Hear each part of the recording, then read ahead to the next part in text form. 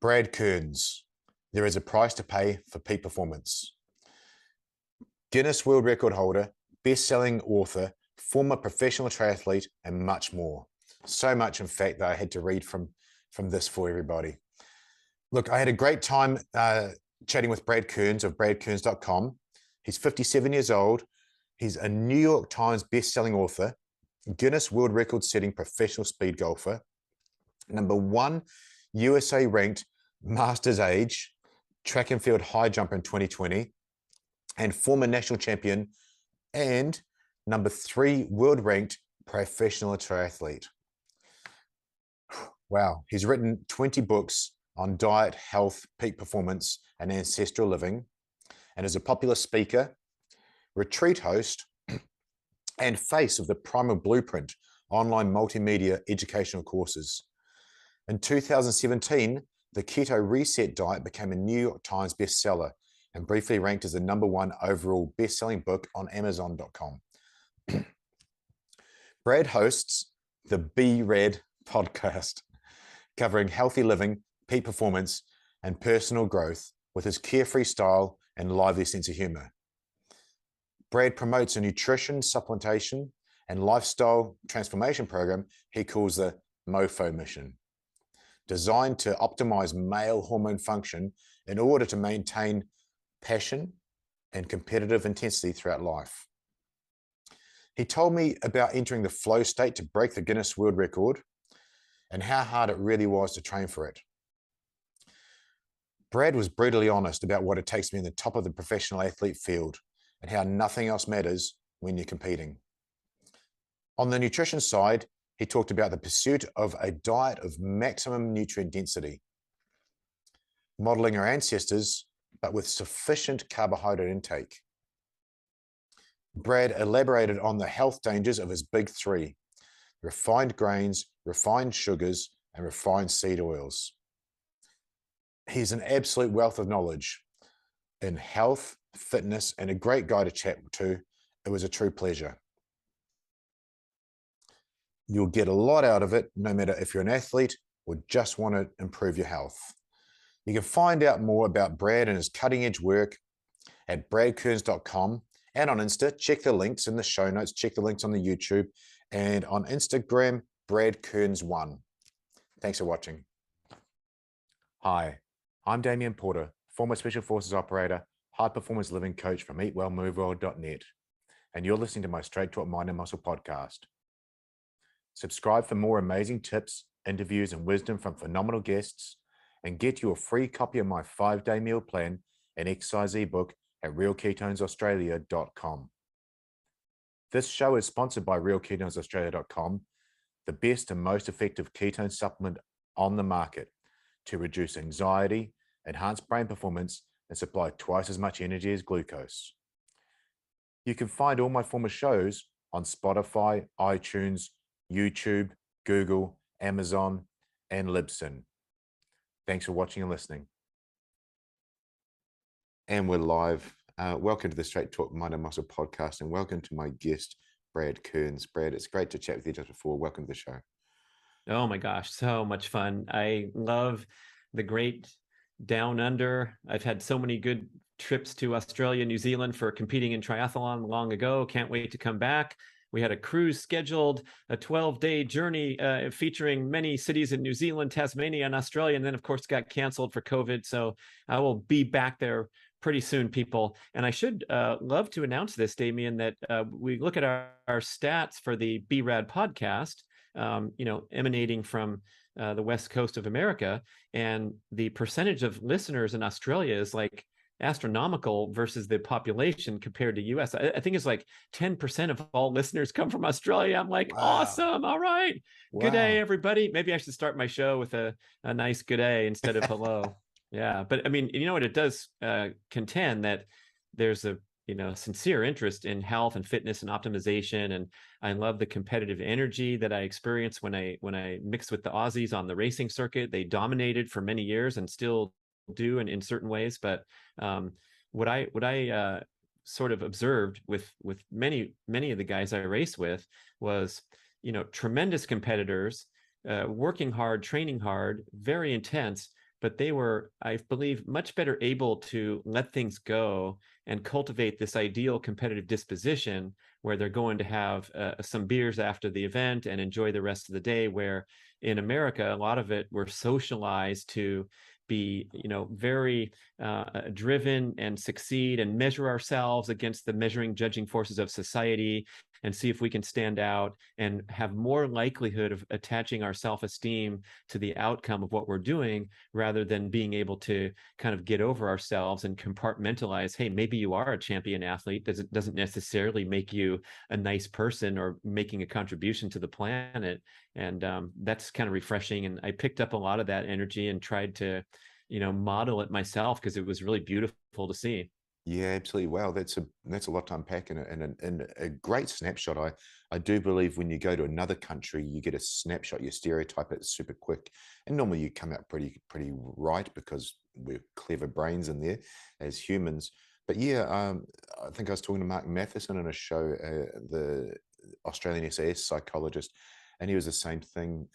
That well-rounded athlete isn't that one layer. They've got a social layer. They've got everything else going on, and I do find the Australians, yeah, got that going on. The New Zealanders got that going on, but absolutely what you said back with how many are into fitness, how many into wellness.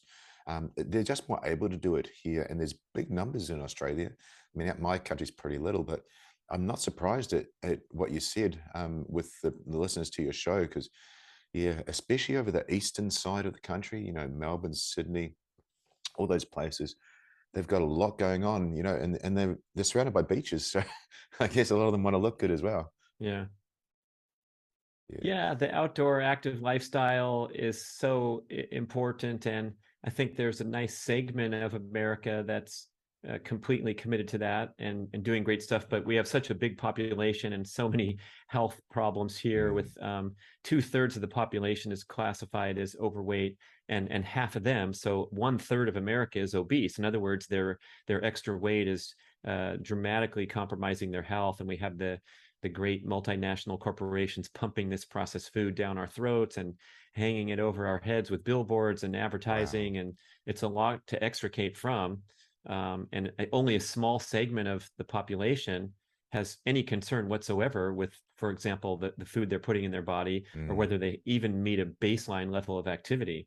And I think it's easier in a smaller country to be exemplary in so many ways. The Scandinavian countries have wonderful social programs, and everyone goes to college and Yeah, all yeah, these they things. do. And that's not easy to do with, an immigrant nation of 340 million people. But by and large, we can take a lot of inspiration from places like Australia, New Zealand, Scandinavia, and try to do better.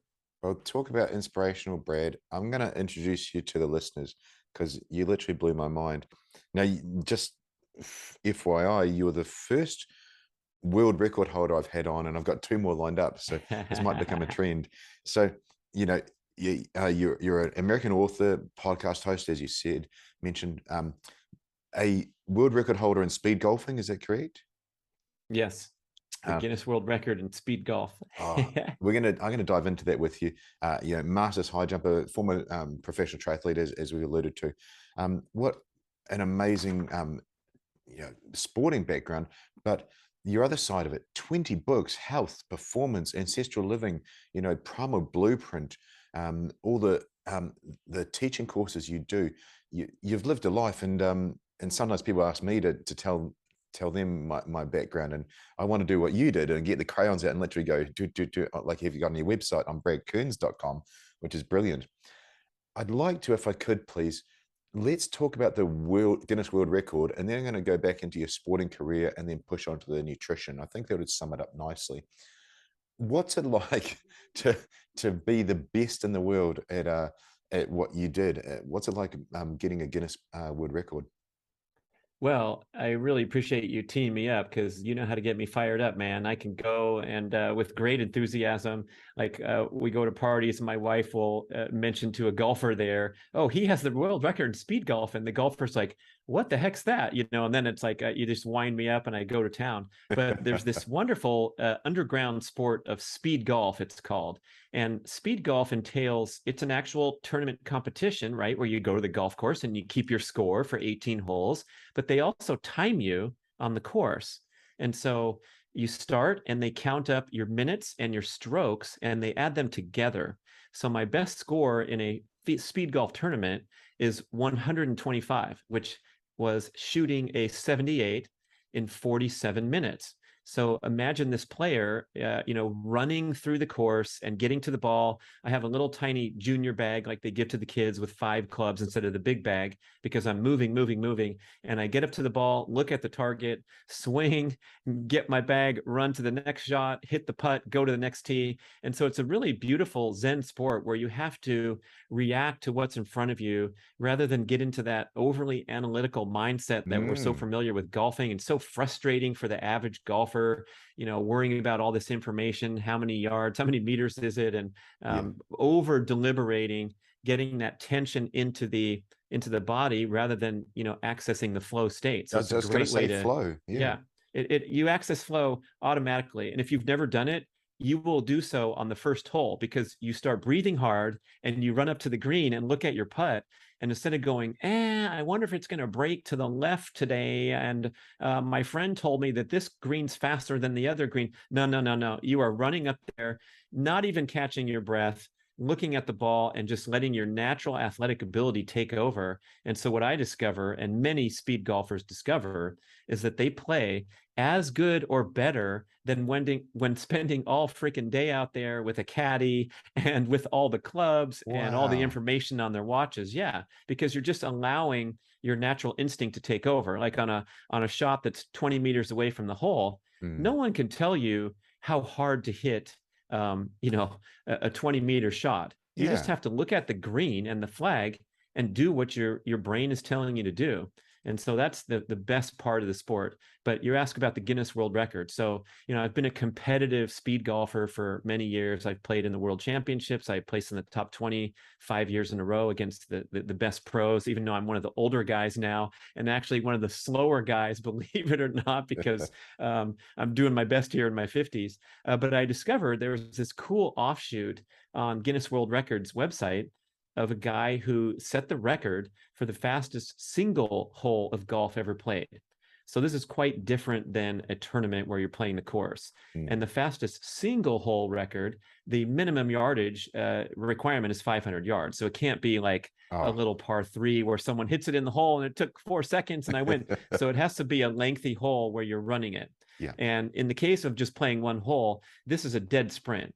And so my fondness for 400 meters, I compete in Masters track and field. I'm training. I'm pretty fast for one lap, so I can lay down a good speed, and I'm a pretty good golfer. So I saw this record and I said, oh my gosh, this is speaking to me right here. I'm a sprinter and a speed golfer. And so I went out the first night and I said, I know this doesn't count, no one's watching, but I'm just going to bust this world record for fun.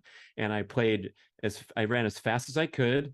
I hit some good shots. I stopped my watch and I was 22 seconds slower than the record, which is a long way away. And I was just, wait a second. And so I studied the video again. I discovered the gentleman's email through internet, speed golf community. And I found this guy, Steve Jeffs in Great Britain. And I said, dude, how did you do that? Are you like an Olympic sprinter? Am I not noticing, And he wrote back a super nice letter and he said like, hey, thanks for your interest. And I want to tell you that I practiced that hole 1,000 times.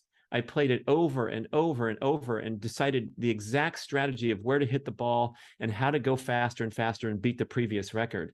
And so that revelation to me kicked off this really cool journey where I set a very specific goal and had a specific training protocol to try to take down the record, instead of having it be easy for me, like the first night, I broke the record. Isn't that great? I can go brag to people. Instead, I worked very hard for months. And my best innovation, and one of the ways that I really took a lot of time out of the record, was instead of carrying the little bag like we carry for the golf tournament, I said, I'm going to use one club and every shot is going to be hit with a 3-wood. And so, you hit long shots with a 3-wood. That's Yeah. great. So you get up near the green, and then you have to chip with a 3-wood and putt with a 3-wood. But the Wow. time I picking up the bag and putting one club in and taking your putter out, I said, this is going to be my commitment. And I putted with a 3-wood for months and months and months, and got good at chipping and putting with the wrong club. And so come the day for the record attempt, it was a wonderful thing. I actually broke the record twice. And I'll send you the YouTube link, because guess what, people, it doesn't take a lot of your time. That the record was 1 minute and 38 seconds to play this long hole. And on the day of the record, I actually scored a birdie on the hole under par. I finished the hole in 4 shots, which that's a good score for me when I'm playing golf and taking my time, right? It's very rare to get a birdie. So it was like this miracle achievement where I was just out of my mind and running as fast as I could and hitting 4 perfect shots. That's basically what I did. Was, it'll never be equaled in my heart, like just the experience and especially the satisfaction equals when I was back in my old days as a pro triathlete and winning the national title and being on the television and getting interviewed and having that seemingly more significance and more fanfare and getting the big oversized check and celebrating that I won some money and all that great stuff. This is obviously just for fun, but to have that competitive intensity and that passion to do something and achieve a goal, I think it's important for all of us our entire lives to have something to point for and get you up in the morning and get you focused. Even if you might be just competing with yourself, or you might be going for a goofy Guinness World Record like me, but to make it mean something and, to have to practice like I did, that was a rich experience to take the whole journey along. And you kind of were competing with yourself, Brad, because it was you versus the clock. It's like that guy who's trying to get a basket, and all the kids, first time they get the basketball in the basket, it's like that's the best thing ever. And you're playing, you're having fun, running and hitting stuff. It's really cool. I'm quite stunned listening to you said you connected to the current world record holder at the time. I read or listened to Dean Stott's book. He's a special boat service, a UK special forces guy, but he rode across America on a push bike. So he got the world cycling record, and it was like 120 days or something, and he broke it in 99. But same thing, he was communicating back and forth with the current world record holder, and he said it was the nicest guy ever. Couldn't have helped more to beat his own record. So you guys must belong to a quite an elite sort of crew of good people. Right. I think you see that in quite a few sports, maybe not all of them, like the major team sports where there's all that kind of trash talking and fun stuff like that. But like in the sport of triathlon, we trained so hard and so long and traveled the world together. And so everyone would freely exchange information and training methods, and knowing that it was all pushing us to better performance. And I've always felt that way. And I think there's a purpose for sport in society, right? It's not life or death here. We're not curing cancer or saving lives, but we're there to motivate and inspire people to see what's possible, especially at the elite level. That's why we dedicate our heart and soul to it, is to be a promoter, and you're endorsing products and spreading the message. And so it only goes hand in hand with supporting your fellow athletes.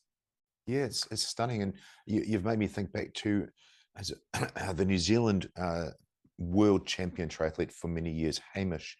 I've forgotten his last Hamish name. Carter. Yeah. Hamish Carter.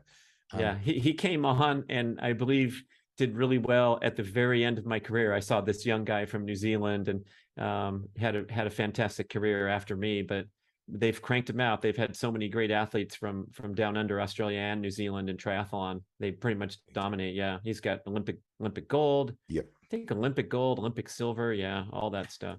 What stood out to me watching some of his races was, if he came second, or came first, or came third, or along those lines, everybody's just helping each other, and they're honestly congratulating each other. And you can see when someone's that fatigued, the reality of emotion. And it was just humbling to see. Let's push down that side then. I mean, the world record. That congratulations is the first thing I just say. I'm Thank you. I'm so happy for you after doing your purpose of competing on the world stage in triathlon to doing something fun, but then excelling at it and getting your purpose there. I think it's really powerful to write those new chapters.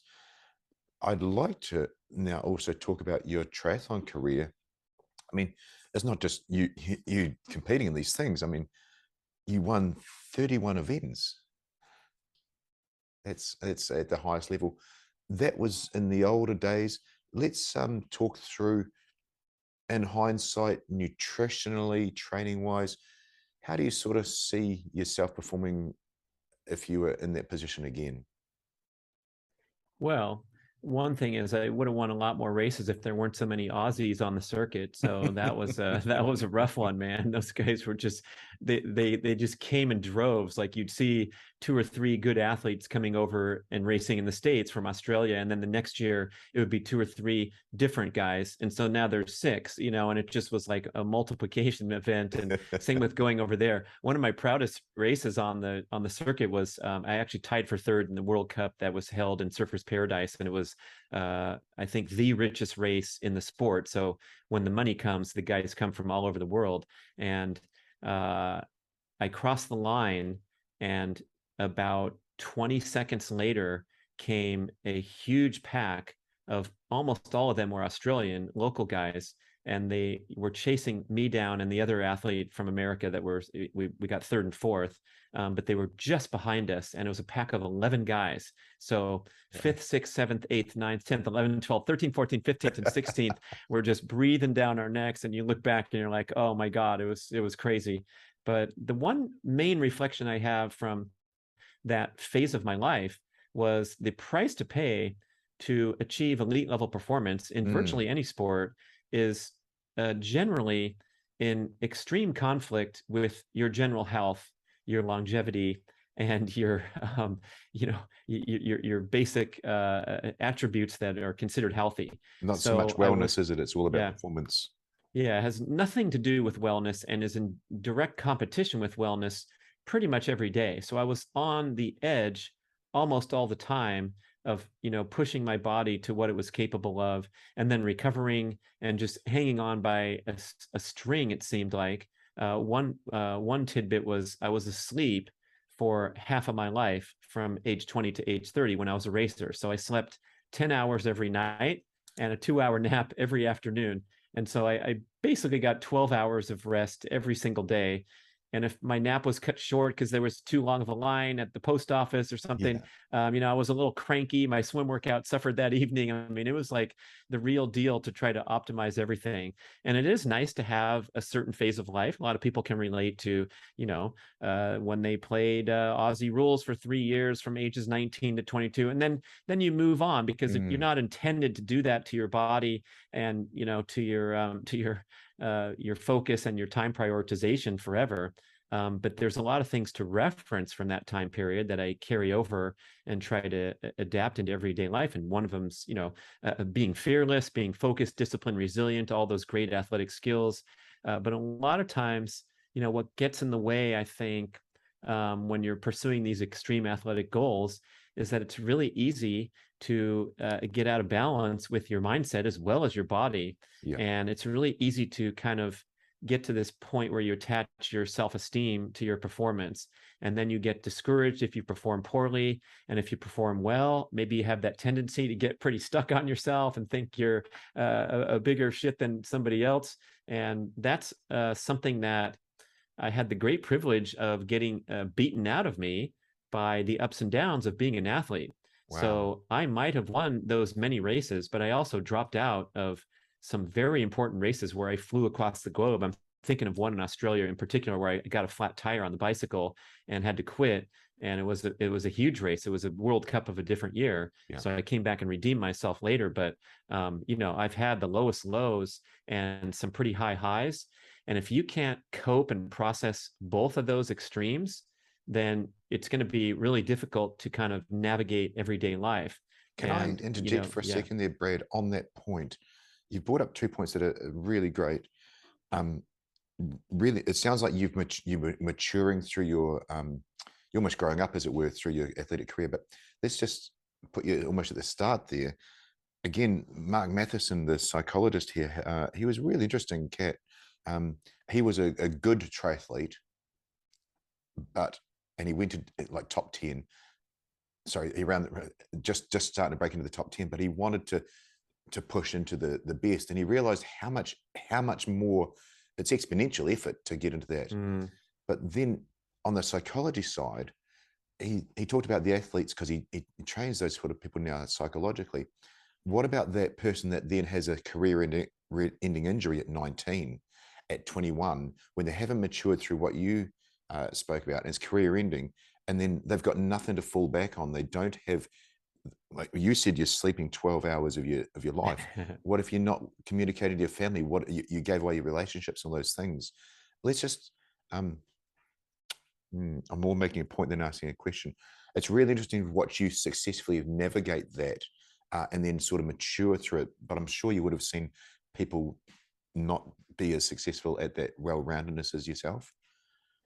Well, you're giving me a lot of credit there, because it was a constant battle, Yeah. and it goes hand in hand with the territory. Same with you're in a competitive workplace environment and you're going for a promotion, or you're trying to get into a selective university to study graduate studies and things, and you either get accepted or you don't.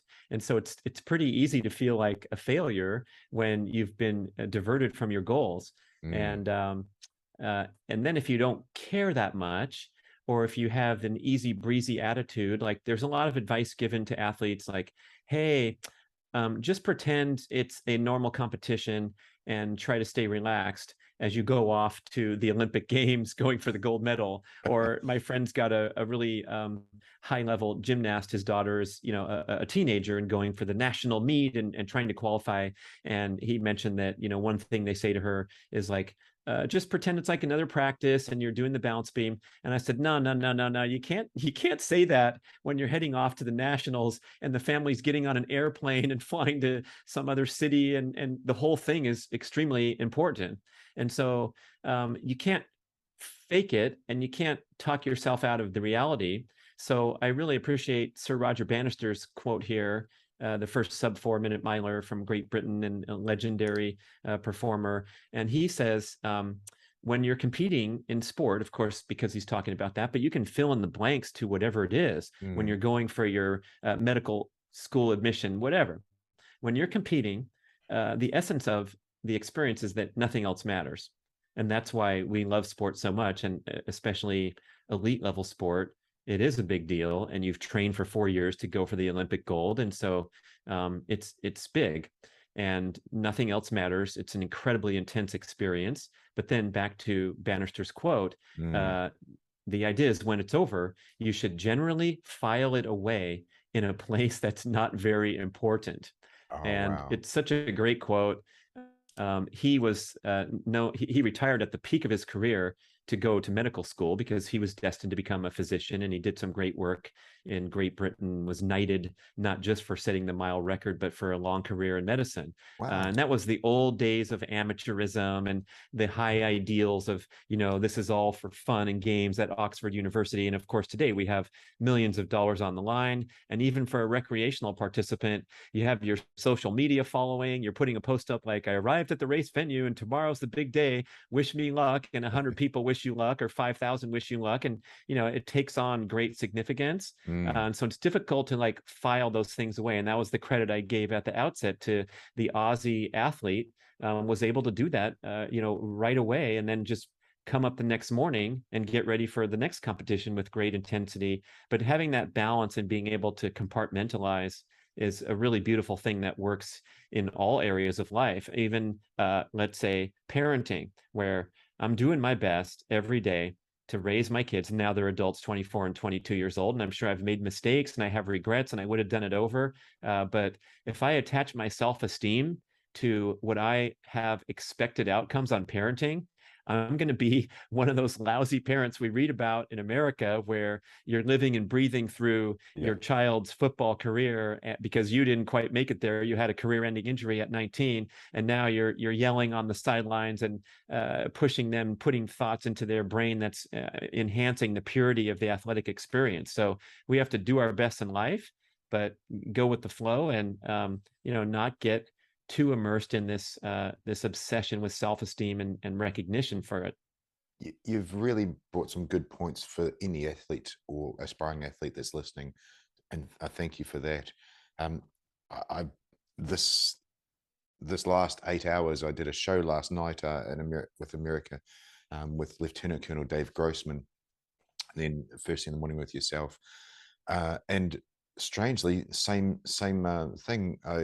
I said in that show, I truly believe being a good parent makes you a better person. Now, the key word there is good, and it's all learning. I mean, who gave me the the instruction manual? Nobody. But I'll never forget. It's 1 or 2 years old. I'm thinking, okay, I've taught them this. It's just linear. They're just going to keep on going. But exactly, it's ups and downs. And so, Yeah. when you realize that, you'd be a fool to attach your self-esteem to how good a parent you are, because everything could be going great and then this happens and then it's picking back up, as long as it's trending the right way. But you've said a really clever thing there, that you can utilize that for the not attaching your self-esteem and your ego to your athletic prowess. But yeah, you can absolutely trend the right way. I mean, imagine a flat tire, nothing in your control. And yeah, you've got to let that go. But it's not easy. It's easier said than done. Yeah, and there's a lot of things that I created and take responsibility for, such as an overtraining pattern. Mm, And that one is really tough to look in the mirror. I mean, a flat tire is a tough one, but it doesn't even compare to the significance of saying, wow, I really screwed up mm, my preparation. My life purpose is supposed to be this, and I'm behaving in contrast to my stated purpose because of my ego, my insecurities, my impatience, things like that. And I've coached a lot of recreational athletes over the years, and I'll send them a questionnaire. What are your main goals for competing? And always they write these beautiful, I want to be a role model and motivate and inspire my children ages 13 and 14 through my competitive endeavors. And I can't wait to go to the Hawaii Ironman and watch them see me finish. And I'm like, first of all, ain't no teenager cares about watching your ass compete for 12 and a half hours or whatever it is. They just want to go get another snow cone and go to the beach and catch some waves. So don't think that this beautiful. matters in the sense that you're going to be a role model because they're going to see you toughing it out on the race course. And then secondly, if you do state that you want to use the athletics as a personal growth experience, then let's check your behaviors and your decision-making strategies, because a lot of times what happens is a highly motivated, driven, focused, goal-oriented person will sign up for the half marathon, and then when the week comes, they decide to burn a fever of 103 degrees because they're not well, and they still go out there and participate because they paid their entry fee money and they don't want to lose it, or they don't want to drop out when their knee starts to get severe pain halfway through the event. And those are the kind of things where it's like, well, if your purpose is personal growth, motivation, role model, then when you have a fever, you sleep in bed and don't, abuse the body. Or in the case of overtraining, it shows that your ego was the priority over your long-term goals and best interest as an athlete developing and competing. So it's a great vehicle to look yourself in the mirror, because like in the workplace, we can cut corners here and there. We might get that promotion if we look better and send emails at 11:30 p.m. to show how hard we're working, and all those kind of fun and games that we engage in where the results and it's not as graphic as being an athlete and seeing whether you cross the line in front of the others or behind. And then that's when you got to sit there and write in your journal or do some self-reflection. And that, my career forced me to do that over and over and over, to the extent that this stuff carries over beautifully into all aspects of everyday life, especially competitive endeavors or challenging endeavors like parenting, like career, and then like present day athletic goals. And speaking on that for a moment, I enjoyed this world record pursuit for the fastest hole of golf, and it was a 1 minute and 38-second effort. It wasn't a 9-hour effort like I used to do back in the old days and dedicate my entire day every day. So it's really important to restructure and recalibrate and adapt our fitness goals, our competitive goals, to our current lifestyle circumstances, and hopefully in promotion of longevity, general health, the things that we compromised before in our heyday, anti-aging, all those kind of things. And so, today I love competing in the high jump, the Masters track 400 meters, speed golf, but these things fit gracefully into my life, and they don't have an elevated sense of importance that I think a lot of people can get. Even in the older age groups, you would go out there in the US, we have the adult basketball leagues. Yeah. They probably have the football leagues down there where one or two of the 20 guys out there believe that they're in the World Cup final or the NBA championships, and are pushing, and you get a little elbow in the back from somebody, and I'm like, hey, well, what are you doing, man? We're in the D level league. The leagues are graded A, B, C, and D. And when guys get too chippy on me in the D league, I just go, man, this is D league. What do you don't have to challenge me to a fight in the parking lot after, because I'm not going to fight you because you weigh 40 pounds more than me. We have to like tone some of this stuff down because that competitive intensity that got us somewhere in our early career or got us somewhere in life, it might not be appropriate. It's interesting you say the attitude towards the sport, and you use the word love when you're speaking about the things that you enjoy doing now, which is really telling. I try and pick up on those keywords. I interviewed Conrad Smith, the New Zealand All Black rugby player, 10, 12 years, professional All Black. But this was interesting. He got picked up to be an All Black after playing rugby for 2 years. So he was a law student, and I think he actually even graduated as a lawyer, but he played at at the city level for 2 years, and then became an All Black. So the point there, Brad, is he had fun playing a game, and he didn't try and go for the All Blacks. They came and got him, but he found the people that are around him that were like, this is it. This is, as you said, nothing else matters. And then they wouldn't get it. They wouldn't quite make it. Everything was linked to it, and it wasn't fun. And that's how he had such a longer career, because he was just playing his game and having fun.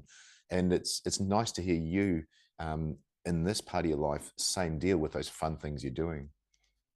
Yeah, it's a delicate balance, Damien. And I had this great interaction with one of my son's youth coaches, and he played high-level basketball in the teenage years and then going off to high school. So, he went from playing in the community leagues to, they call it AAU, where you travel to a tournament, you get selected to play for the team. It's very challenging, and it's for the kids that really love to compete and aspire to playing for their school team and all that. But it was, it's kind of an abrupt adjustment from the community league, where I'm the coach and we all are having fun, and we giggle at practice, and we play water balloons after the game and all that kind of thing. And this coach, I was really frustrated at a certain point with kind of the overly competitive nature of this whole basketball environment. And so I was kind of spilling my heart out to the coach, saying, now wait a second, aren't we forgetting that it's supposed to be all about fun as the top priority?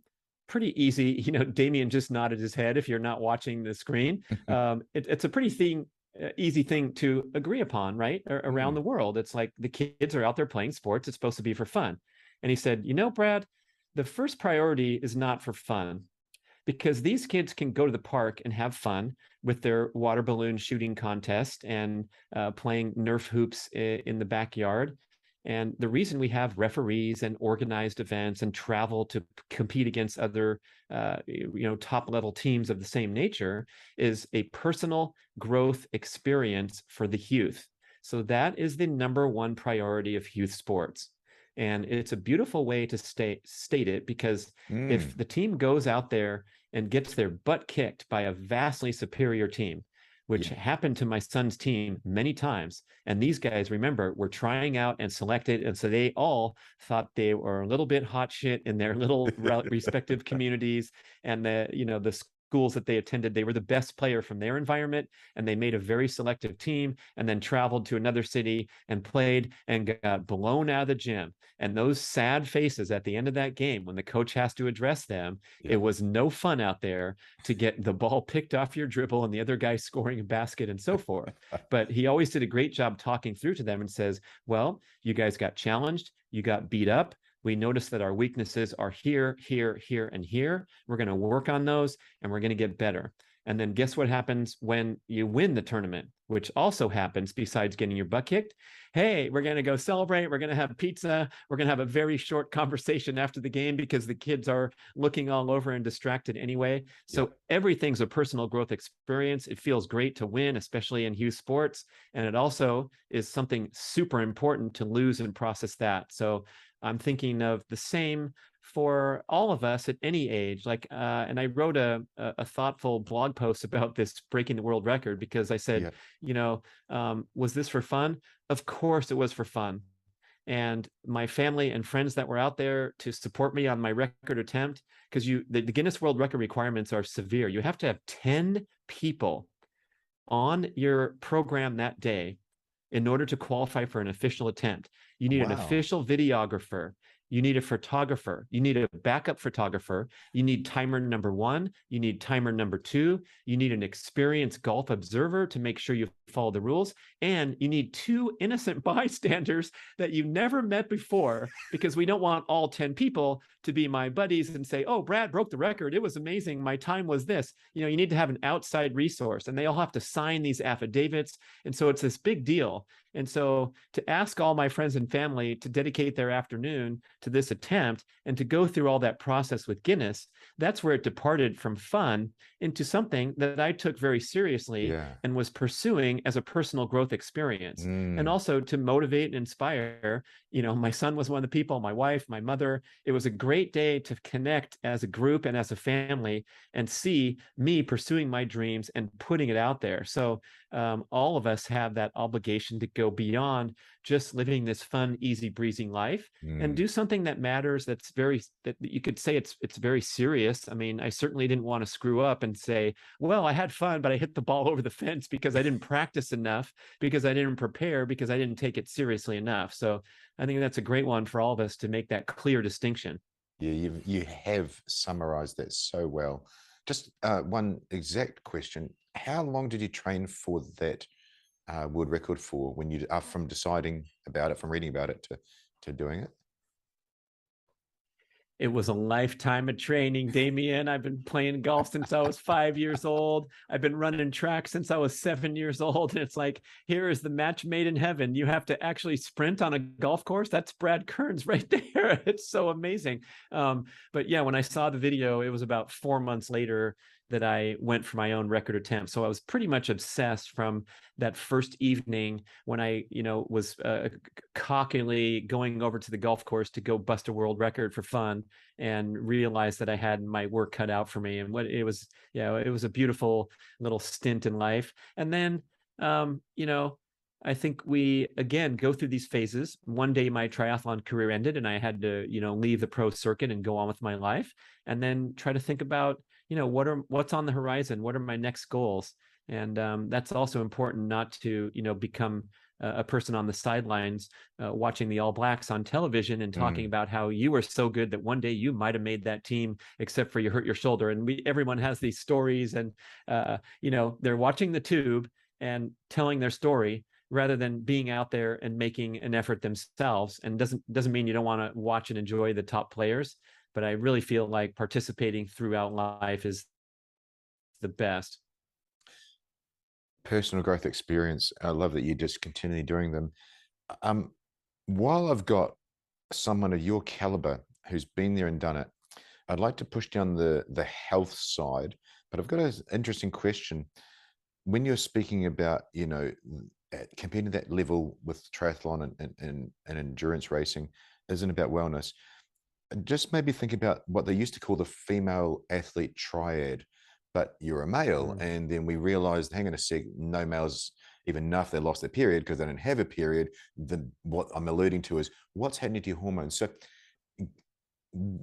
let's talk about that athlete triad of hormone imbalance or hormone dysfunction. And what made me think about it and write it down was when you're talking about that they're training for the race and then they get the flu, and then you talk about overtraining and so on. So can we just talk about what that is for the listeners, what that sort of hormonal disruption is, and maybe a good way to overcome it now or be a bit smarter and still be at that level? Mm-hmm. Yeah, it's a great topic, really important. And I think it's going to transition us into talking about diet and optimal fueling for peak performance. Absolutely. So we really have two factors at play here. And one of them is the physical work that we do to prepare for our competitive aspirations. And so you go to rugby practice, or you go to the swimming pool practice, or the track and field, or the triathlete, and you're putting in the work necessary to rise up to your competitive goals. And there's no shortcuts around that, right? You have to work hard if you want to get better, go faster, excel. And then the other side of the coin, we have to recover from the stress that we deliver to our bodies through training. And when we recover, we adapt and get stronger. And if we don't recover, we literally become a worse performer in so many ways. One of them is going slower if you are overtraining and you're running against the clock. But if you pick up an injury and you have that setback where you can't train appropriately for a month or 2 months or however long, of course you're going to get worse as a rugby player or an archery player or a golfer or whatever, because you're on the sidelines. And so it's a tricky balance, like I described, always being on that red line of I was either going to fall apart and get another injury, or I was going to have a breakthrough and lower my time on the Olympic distance course from 1:48 to 1:46 and 30 seconds, which is, a giant commitment and a huge ask that requires those extra hours of training. Yeah. And so I think we widely misappropriate this idea of working hard to get fit, to forget about the in-between factor here in the equation, which was recovering. Yep. And not only at the elite level, but the average recreational performer who's devotedly going to the gym and doing the group exercise class that are so popular here in America, I'm sure in Australia too, where the music's on and the beat is rocking and you're on the stationary bike and the instructor's peppy and fit and asking you, okay, we're going to climb one more hill for 30 seconds as fast as you can go. We're in the Tour de France. We're near the finish line. Go, go, go. And everybody's, pushing hard. And then she says, oh, I was just kidding. We're going to do another 30 seconds. Okay, everybody, go, go, go. And you finish the workout. You feel great. You high five the person next to you. You're floating in a sea of adaptive hormones and the endorphins are flowing. So you have this wonderful feeling of euphoria after pushing your body through a challenging workout. But if you engage in a pattern of asking a lot of effort from your body over and over, what you are doing is you're chronically overstimulating the very, very delicate fight or flight response in the body, which is designed to be used in short burst efforts to deliver peak performance. So ideally, when we do go really hard in our workouts, the workouts don't last very long. We're going to do some short sprints and we're going to wrap it up and be done before the workout becomes exhausting and depleting. And this is the model that we see from all elite athletes in all sports. They're not on the side of the track puking at the end like you see in the movies, dramatized. They are always performing well within their capabilities at virtually every workout. Of course, when you race and you're in the Olympic final, the people collapse at the finish line. Of course, they've given it their all. But generally, throughout all their training, they're not taxing themselves to the same extent that even the recreational performer in the group exercise class at the local gym is doing to their bodies. Yeah. And when you get out of hormone balance, when you start to get recurring upper respiratory infections, you start to get aches and pains in the joints and in the soft tissue.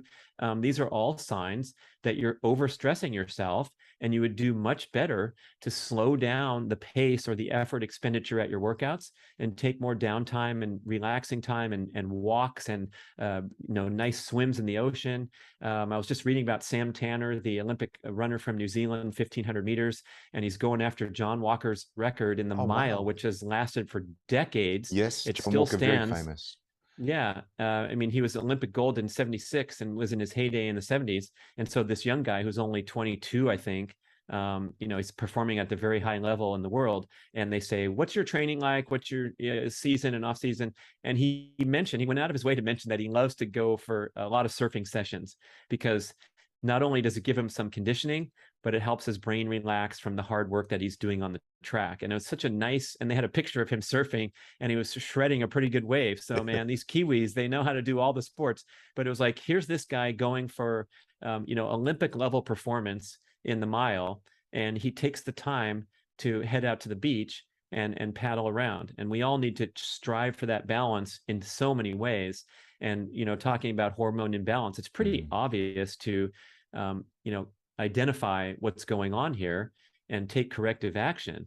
And there is an interesting early stage when you chronically overproduce these fight or flight hormones through exercise, that you actually feel good for perhaps a sustained period of time. So you might be able to go slam, slam, slam for 6 weeks in a row with your new personal trainer that you just hired. And boy, is this gal tough. She's really pushing me. And my workouts are lasting an hour and 15 minutes. And I'm really exhausted at the end, but I feel fine the next day, and I get up and do it again. That's because your body is fighting hard by releasing all these stress hormones to help you adapt to the severe stress of the training. And at some point, the stress response is going to crash if you don't engage in proper rest, recovery, restoration to counterbalance the work. And that's a kind of a rude awakening for a lot of people, where they're going strong and then, quote unquote, all of a sudden they fall apart, or they get an injury, or they get a sustained illness, and it turns in, the minor cold turns into bronchitis, and it's just, things are not working like they were before.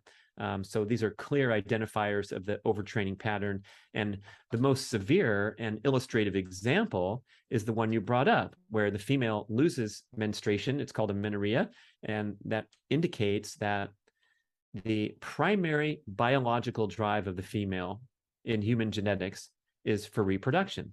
That is also the primary biological drive of the male. That's why that is our purpose on the planet, is to reproduce per our genetics. Today, we don't have to worry. There's enough kids in the world. So I'm speaking in the context of human biology, not what you should do with your life, or whether, you get the context here. Yeah, absolutely. And so, and we can't get away from it. So when the female body fat falls too low and the stress hormones are too high, the body shuts down that extremely important marker of health. In fact, it is arguably the single most important factor of health. Also obesity will also compromise reproductive fitness, especially for the male and even for the female. And so we want to be healthy and have that status across all levels of measurement, not just your time in the 1500 meters or the swimming pool or your performance at the CrossFit Games. And so on the counter side for the male, we have the scoreboard of libido. And when your libido starts to drop, that's an indication that testosterone and cortisol antagonize each other. Cortisol is the preeminent stress hormone. So if you have chronically high levels of cortisol, it's going to influence your testosterone adversely, and that can lead to a loss of libido. Interesting, libido is also psychological. So if you're arguing with your girlfriend a lot and you're in a dysfunctional relationship, you will also lose your libido, even if your testosterone status is good. But we also have a lot of information now on, especially on females, where thyroid function gets compromised due to restrictive dieting combined with ambitious exercise programs. And the same to the male for a lesser extent, but the female is so sensitive to hormonal balance and maintaining healthy body fat levels and maintaining healthy reproductive status. A lot of times, like we hear this all the time from people, like the boyfriend and the girlfriend go on the keto diet or the intermittent fasting, and the boyfriend reports back 3 months later with a 6-pack instead of a spare tire, and the female reports back feeling exhausted, fatigued, and actually could be gaining weight due to extreme disruption of healthy metabolic function. So guys can get away with fasting and cutting carbs and then doing a workout and then jumping back into it.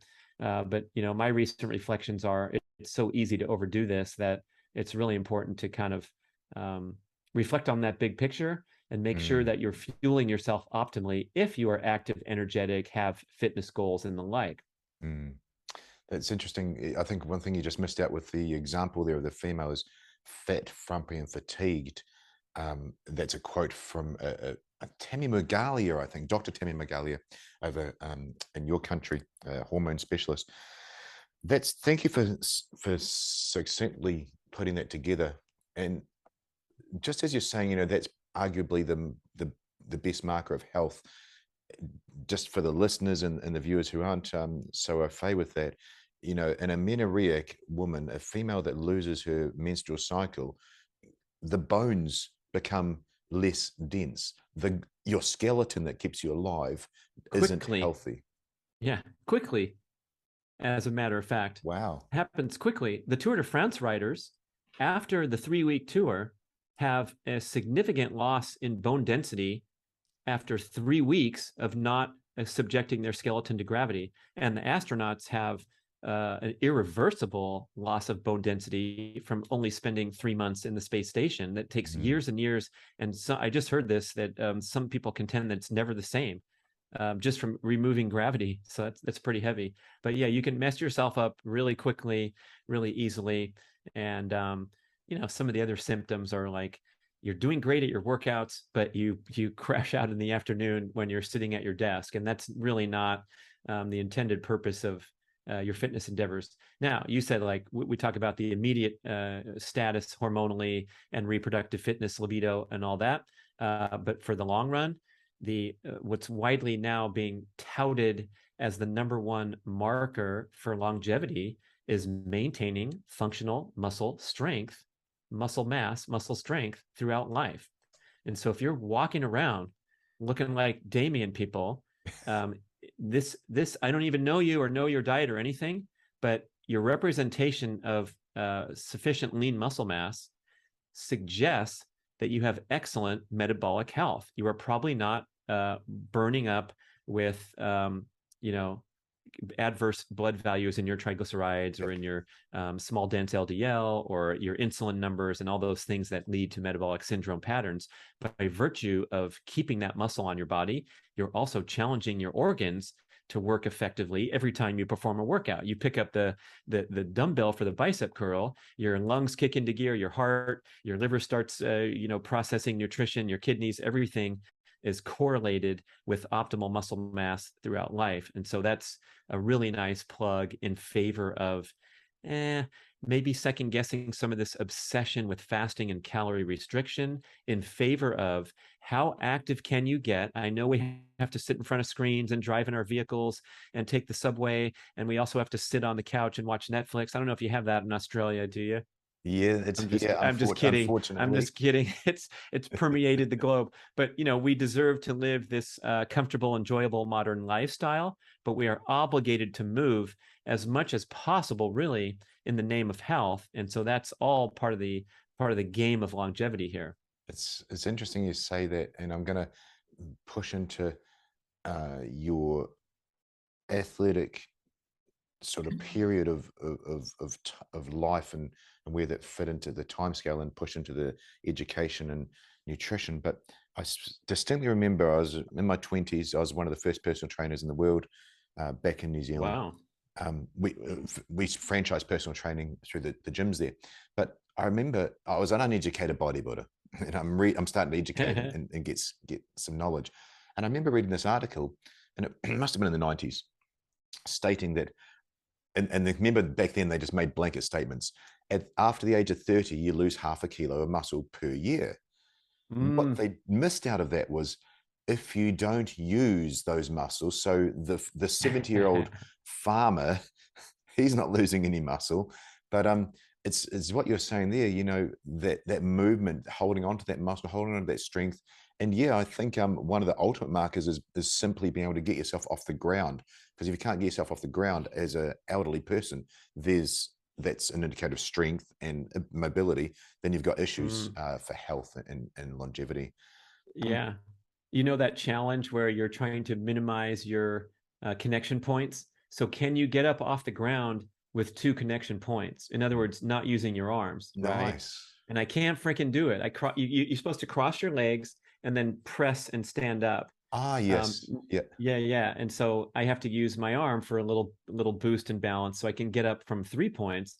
But it's actually not that easy to get up without using 4 points of contact. In other words, both arms, even for a fit person. So try it out and challenge. And I should relate, 2 months ago, my friend asked me to substitute personal train for a gentleman up in Lake Tahoe because she was going on vacation. She says, I really don't want this guy to miss a workout, because if he misses a workout or two, he really goes downhill. And I'm like, what's the big deal? You're going on vacation, you're back in a week. She goes, well, he's 101. And I'm like, you personal train a 101-year-old guy? And she said, yep, you're going to love this guy. He's great. Go do whatever you want in there. He likes to pull the stretch cords. He likes to do the body weight movements, holding on to the barbell. And so what an amazing privilege to go and meet this gentleman, Thomas. And she gave me directions to his house. You turn here at the fork, you proceed down for a mile, you pull up and park on the right side of the driveway. And then the last line of the directions was, he will be sleeping on the bench in front of the detached garage / gym. And so sure enough, I pull up and here's this guy. He pops right off the bench from his little mini nap, and we go in there, and he talked the whole time about his golf exploits from back in the day and did everything I asked of him. And he's 2 days a week, 1 hour with the personal trainer. And so, boy, I went back and I told my mom, who's 85 and still in great health, and I said, you know what?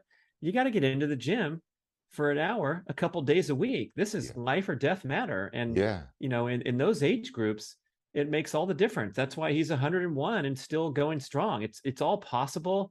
But if you kind of slide on that, then you're going to be that statistic where you're going to go in and get measured for that study that you're losing at the muscle mass at the advanced rate. From age, what does it start at age 30, you said? That was what the article said. Yep. Oh my gosh, that's pathetic. Yeah. Yeah. Amazing. Look, I saw your post with that phenomenal role model, and I read it to Jess, my partner. I was absolutely stunned. Really cool, and I'll definitely get that out there and reference it in the notes. You are not just a guy who can run, cycle, and swim fast. You clearly went on to educate yourself, and you're in a different place now. With, I think, the Primer Blueprint teaching and so on. It would be hours to go into that. I would love to get your take on nutrition for performance. I think we spoke about it at the start, where we're going to delve there. But what are your thoughts? Because there's schools of thoughts, and then even worse, there's beliefs. I interviewed I interviewed Belinda Fetke, whose husband you probably have heard of is Dr. Gary Fetke, surgeon here in Australia, who got slammed and tried to get him banned for giving nutritional advice, which was reversing diabetes. It wasn't controversial. It was just lower the carbs person with type 2 diabetes. Anyway, she did some great investigative work into the origins of vegetarianism, and it was all down to one person created it with a religious belief. But let's look at it with nutritional performance. All the things you've learned. You've been an amazing athlete, and I do mean that. And you're highly educated now, and you've come through a lot of different dietary systems. What's your take on nutrition now, Brad? Oh my gosh, what a loaded question. If you have sound effects, your engineer could put this ding, ding, ding, ding, ding. Here we go, high alert. The confusion, the controversy, the divisiveness is really disturbing. Yes. And so I try very hard to speak in an agreeable manner that will make certain assumptions, and I'm going to throw some belief systems and some research. However, if one is not open-minded, if one is established these fixed and rigid beliefs, it's very difficult to have a conversation, and it's not even worth wasting your energy. And I've tried that before and learned the hard way. Yeah. Like, I was invited to a women's book group to talk about my recent book launch years ago, the book that had just come out about ancestral eating and the 21-day transformation. And here's this diet attribute. And I went in and got just, it was like bombarded by 18 females who all just wanted to talk about whatever their wine and cheese diet, or have fun and have a good evening, but they weren't really open to like a seminar to learn more about what was in the book. And it was a fun, as soon as I relaxed and realized it, like, you have to pick your spots, And when people are open and receptive to the message, then we can make some great progress. And if someone's listening to the show, that indicates that they're open and receptive to information. And so I feel very privileged to, take this opportunity. And so I'm characterizing my dietary beliefs and strategy as the pursuit of a diet of maximum nutrient density. So that's my number one priority. And that means that everything I eat has a really nice purpose to nourish me with the micronutrients and the food that I need to thrive and perform. Absolutely. And is noticeably absent of these empty calories that are destroying human health across the globe. And so that's my next assertion, is that we don't even have to converse about anything related to diet, but until we walk through the front door, which is ditch processed foods from the diet. And I'm talking about a very strict and devoted and intense pursuit of this necessary goal. It's sort of a mandatory step to take in the direction of your health. And we talk about the big three toxic modern foods, which are refined industrial seed oils, refined carbohydrates, refined grains, and refined sugars. So refined grains, sugars, and seed oils. And guess what? The vast majority of packaged, processed, frozen foods, fast foods, and even restaurant meals on the planet contain one or more of these agents. And when you have these present in the diet, the big problem is they inhibit your ability to manufacture cellular energy efficiently. So you become compromised at burning energy in the body. And so you consume calories. We always equate like the calories we eat and then the calories we burn. But if you consume a hot fudge sundae that contains 747 calories, but it's not easily burned for energy because it's nutrient deficient and it causes a bad adverse reaction in the gut, or all the things that we're learning with emerging science, you're going to be very likely to store those calories as fat. If you consume a 760 calorie steak rather than the hot fudge sundae, guess what? That is also going to be unlikely to be burned for energy or stored as fat because it's used for building blocks of life. And so it's not going to power your workout, nor is it going to be stored as fat. But it's an essential element of nutritious eating, is to get the protein you need to operate the body. And then we consider, what calories will I be burning when I'm performing. And a sign of metabolic health is to be flexible in terms of being able to burn ingested calories, being able to burn stored body fat. People are fascinated with the ketogenic diet, where now you're making ketones and you can burn those for energy. And so all these ideals are predicated on the fact that your diet is cleaned up. And so first priority, highest priority. And then if your diet is cleaned up, then I'm going to take you by hand down to the next checkpoint, the next door to open, and that is choosing the most nutrient-dense foods. And that goes to what people are now calling an animal-based diet. So I'm saying I'm strongly supportive of emphasizing the most nutritious foods on earth, which are, red meat, oily cold water fish, pasture-raised eggs, the best choices in the animal foods category. There's a strong interest in the nose to tail strategy, where you're also trying to integrate things like liver and bone broth and things that have been widely discarded in modern cultural diets, but are very strongly prevalent in ancestral diets and traditions, surely back in ancestral New Zealand, Australia. And you can think of the Asians, Mexicans, South Americans. The French cuisine is probably the most prominent example of, they served kidneys and brains and liver and heart, and it was part of the culture. And now we just go for the burgers and the steaks. And so going for this nutrient-dense, animal-based diet with sufficient carbohydrate intake to fuel my peak performance goals and recover in my hormones. And so I'm kind of creating, I'm painting myself into this corner now where I've written about the ketogenic diet, I've tried it, and it works wonders for many people. However, that severe restriction of carbohydrates is oftentimes at odds with peak performance, recovery, building and maintaining lean muscle mass, things like that. But when you start to reflect on what's been popular in all the diet trends of the past 20 years or 50 years, we realize that any departure from this unfettered access to indulgent processed foods that we see in developed world today is going to be a huge health awakening. Even if it's a vegan, vegetarian, plant-based person that's eating brown rice and lentil soup and blueberries and apples and kale smoothies, I'm going to call that a high-risk diet because they're systematically eliminating the vast majority of the most nutrient-dense foods on Earth. But it's certainly better than pulling up to the pizza joint and having pizza for lunch and fast food burgers and fries for dinner and all those kind of things that are just directly in conflict with human health.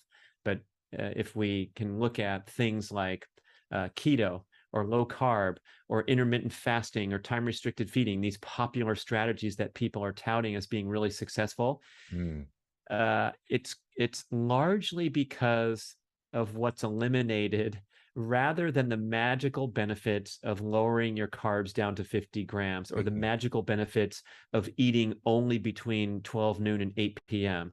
It's healthy for the body because you eat too many calories in general, including processed foods. And so if you give your digestive system a break until 12 noon every day, instead of have a lousy processed food breakfast, then you are giving a boost to your health, but not because you waited until 12 noon. And this is a recent awakening that really shook me from my foundation, because I've always written about and believe that fasting is a supremely healthy practice. Right. It is true and highly scientifically validated that your body works better in a fasted state than any other example. There's no superfood juice blend that you can drink that is going to have a superior effect for antioxidant, immune boosting, cellular repair, cognitive clarity, all the things that come about when you're fasting.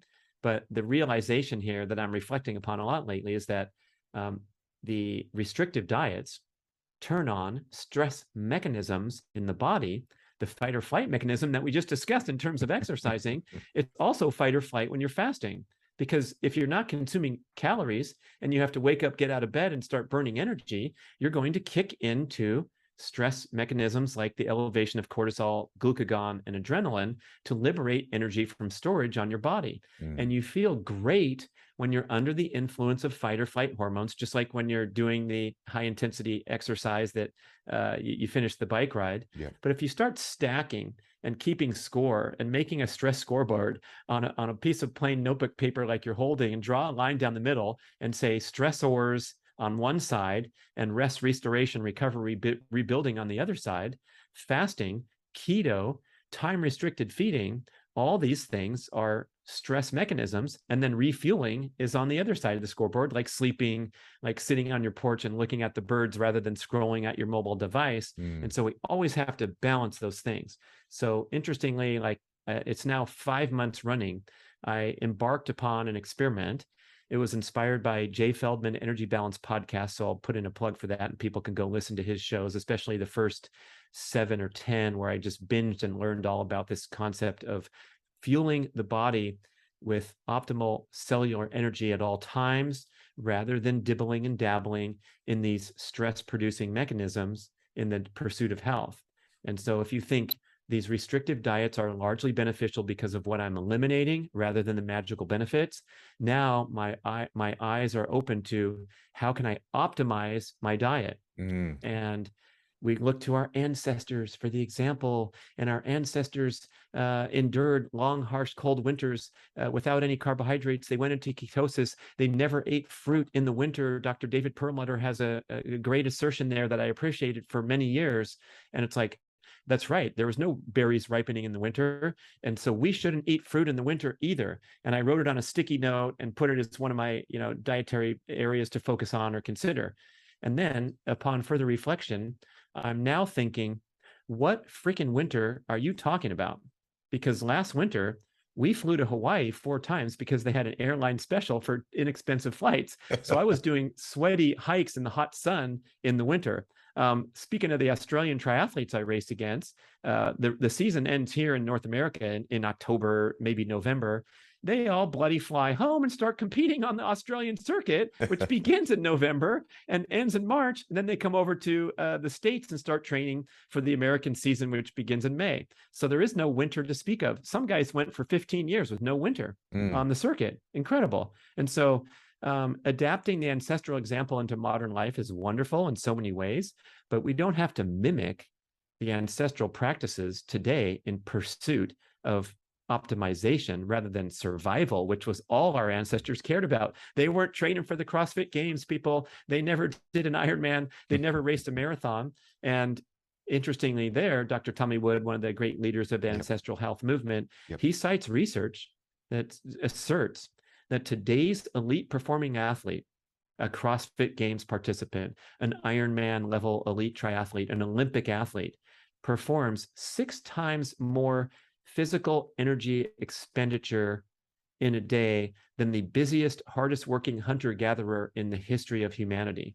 Wow. So even the guys who had it rough and had to walk, the Hadza walk 6 to 9 miles a day, right? But they're strolling around. They might chase after the baboon for an hour, or in the great documentary called, it was called The Great Dance. It's on YouTube. You can see the first recorded persistence hunt ever. So we can see what our ancestors did. Yeah. Those guys chased the antelope for 4 hours in 110-degree Fahrenheit heat in the Kalahari Desert and caught the antelope again at the end and brought it down. And it's a great testament to our amazing endurance capabilities. But guess what? They did not get up the next day and run an easy 12K in their marathon training program. They sat around and they chowed down on that food and they rested and relaxed. And so modeling our ancestors when it comes to you heading off to the CrossFit facility and performing an extremely difficult workout or going for a 10-mile run in a race format has nothing to do with ancestral example. Therefore, we can now remain open-minded and start thinking about, well, if I want to optimize my activity levels today and my fitness goals, maybe it would be a strategic to, for example, back to my experiment, instead of fasting until noon was my typical pattern. I wake up now, I perform my 40-minute exercise routine every morning, and then I hit a huge bowl of fruit and a huge protein smoothie with whey protein, with chunks of frozen liver, with performance agents in there like creatine, a couple dozen encapsulated organ supplements, which actually come from New Zealand and are very popular in America. My ancestral supplements product is called MOFO, Male Optimization Formula with organs. It's got testicles, prostate, heart, liver, and bone marrow in there in a capsule. And so all this stuff is in my power smoothie in the morning.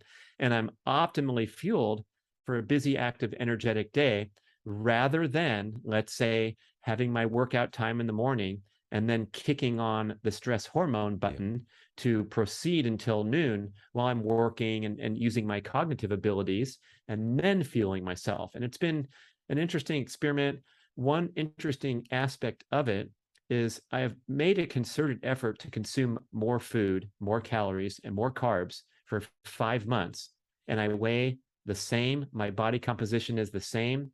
I had a gentleman on my podcast, Ryan Baxter. He's a primal health coach in America, and he's an engineer by trade. So he did a highly quantified experiment where he's recorded everything he's eaten and the calories for many years. And then he performed an experiment where he consumed an additional 700 calories per day, every day for a year. And at the end of the year, he weighed the same and had the same body composition. So where did those calories go?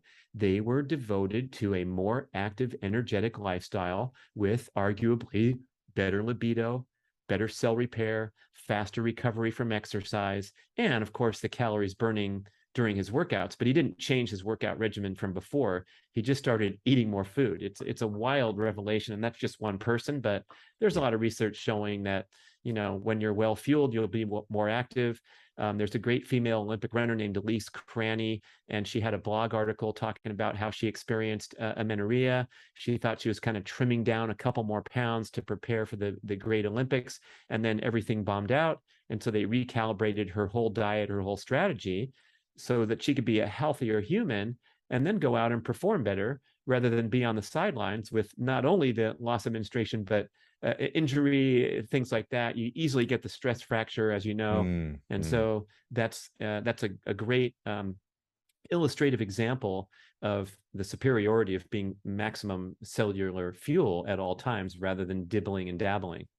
Absolutely. You've got a few points there I'd just like to finish off on.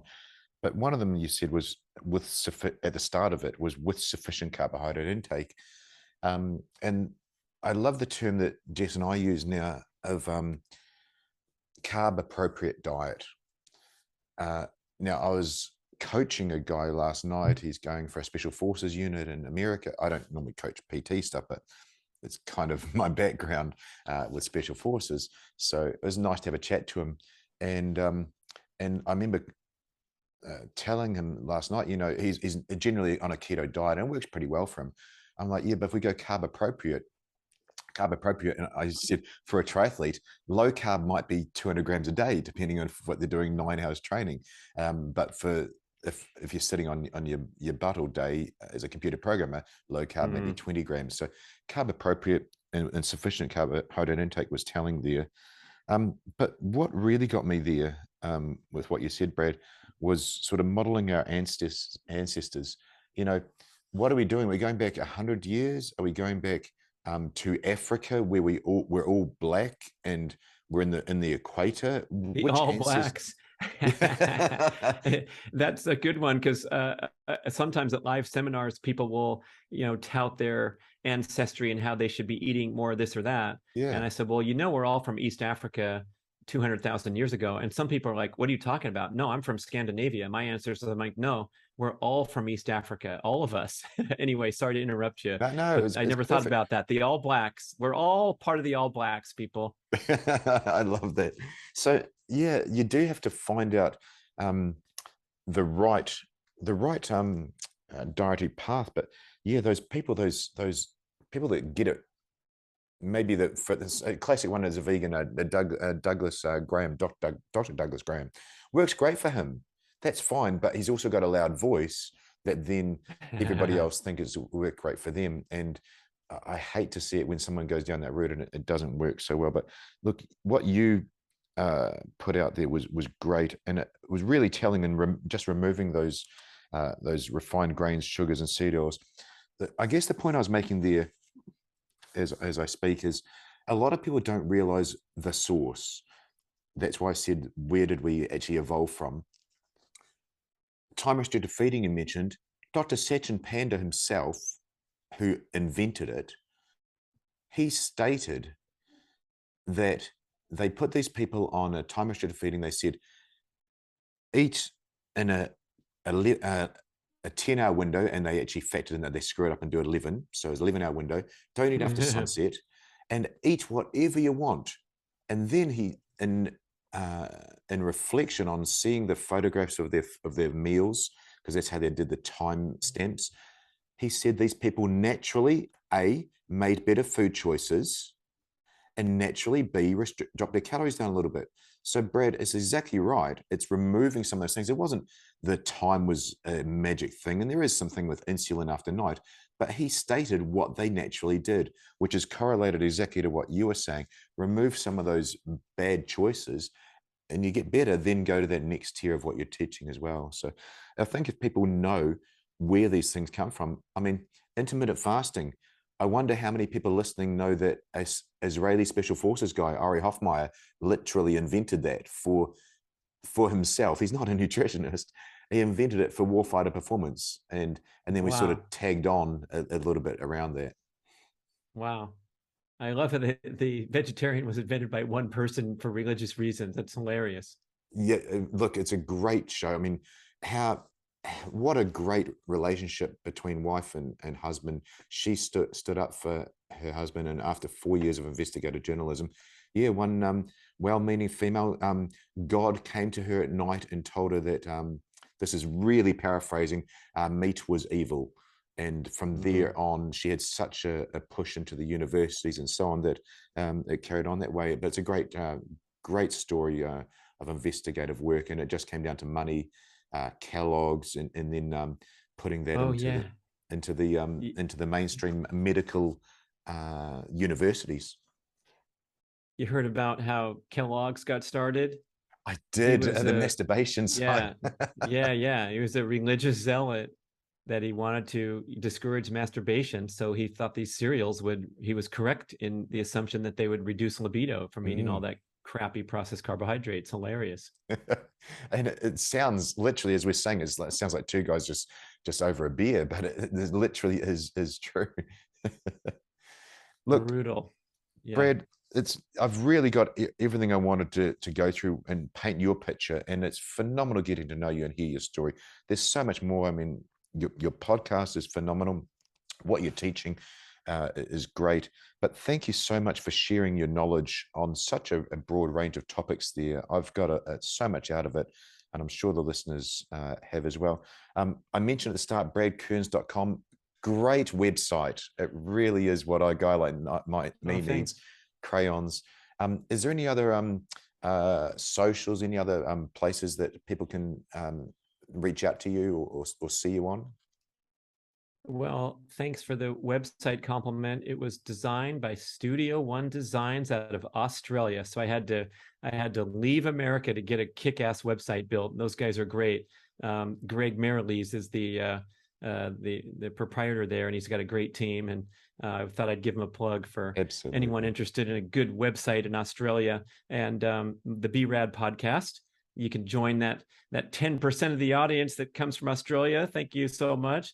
And I have a nice Instagram site called Brad Kearns 1. I'm trying to put up, authentic commentary, and especially in these past 5 months where I've kind of made a significant departure from this lifelong or decades long promotions of fasting and even writing books about keto, as I said, and they need to be viewed as tools to help you on the path to health.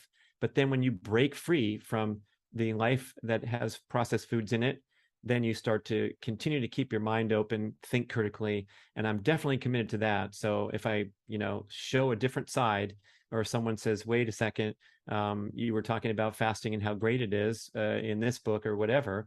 Absolutely. I mean, this is not throwaway information, but we need to always distinguish between what's possible and what's optimal. So that's what I'm all about, is going to try to go up from level 8 to level 9. And on that note, I don't know if I'm at level 5 right now, or level 6, or level 7, maybe level 8. I mean, people say, hey, you look good and you're doing a good high jump for old man. I got a meter 0.54. So I'm ranked in the world level at the age of 55, 59. And that's largely because there's not many people that can jump up and bend over a bar at my age. But that's all fun and good. But we never know what's possible, and we don't even have reference points. So even if you feel pretty good, hey, what it might be like to go from level 6 to level 7, or level 9 to level 10. So I'm always all about that. That's beautiful. One of the special forces guys I interviewed talks about which chapter of life you're in. Are you now in your 50s, in the middle? Are you on chapter 3? Yeah. That's great. Oh my gosh, that's funny. Yeah. I should mention also, since you have that passion for special forces in the background, one of my favorite talks I ever gave, I had the great privilege of addressing the Navy SEALs unit during one of their retreats. And they put on these wonderful retreats for the families to bond and learn from experts. And so I went up to the stage and addressed these guys. And I have a good, sense of humor. I try to keep things light. I throw some jokes in there to keep people lively in a live audience, as you may know from listening to the show, people. And I was looking out there, and these were the most blank, non-expressive faces, no matter what. Even when I threw in my lovely little jokes, level, blank. And I'm like, I'm bombing. And I started to get nervous. And when I get nervous, I make more jokes and get more silly, and still like nothing. And I'm like, well, thanks a lot for coming. I hope you got some value. You have any questions? And I got swarmed by these guys. They pounced on me with the most intense and thoughtful questions that I've ever seen from any audience. Obviously, it's an elite level audience. It's not run-of-the-mill people that are like, are potato chips okay? Not that kind of thing. But what they were doing was absorbing all the information as if they were about to go to war, and they needed this stuff to go and execute. And I realized, like, what an amazing attitude and disposition to where you can just take the information in, reason with it, fully understand it, and then go out there and execute and test it. And I'd see guys like, walking out, just, in passing, making eye contact, saying thanks, and confirming. So no grains, right? No rice, no bread, no bagels, no pasta. And I'm like, thumbs up, man. And you're off and running. So it was like the most dead audience, but it was actually the best audience, because they didn't need to they didn't need to indulge in the fun and games. It was just like, give me what I need to excel. Beautiful experience. That's stunning that you actually have summed up why we are chosen for special forces units. We are, it's it is grossest. It's you're shown something once and you process it and you go and do it 100% correctly, because we don't have time. That's literally our learning curve was like this on any new activity. I remember the first time when we were doing a climbing course, went to the climbing gym, and we were pretty good the first day, but the second day it was exponential at how much you process. But you literally epitomize what an SF operator has to do. So yeah, I sympathize with you at the start, that deadpan audience of what we do. We're not normally like this. But yeah, they would have just loved what you said, and they'd be away doing it. You don't need to convince them. You give them, you say, bed at 8 o'clock, does this. They go, tick, done, doing that. Awesome. Yeah, I need to pick up more of that in my life and stay focused and disciplined against all the distraction. I try to leverage my athletic dedication to other areas, and sometimes we get caught up with all the influences today. Hey, life's like that. I'm learning as we go, man. Look, Brad Kearns, Guinness World Record holder, thank you for your time. It's been an absolute pleasure. Thank you, Damien.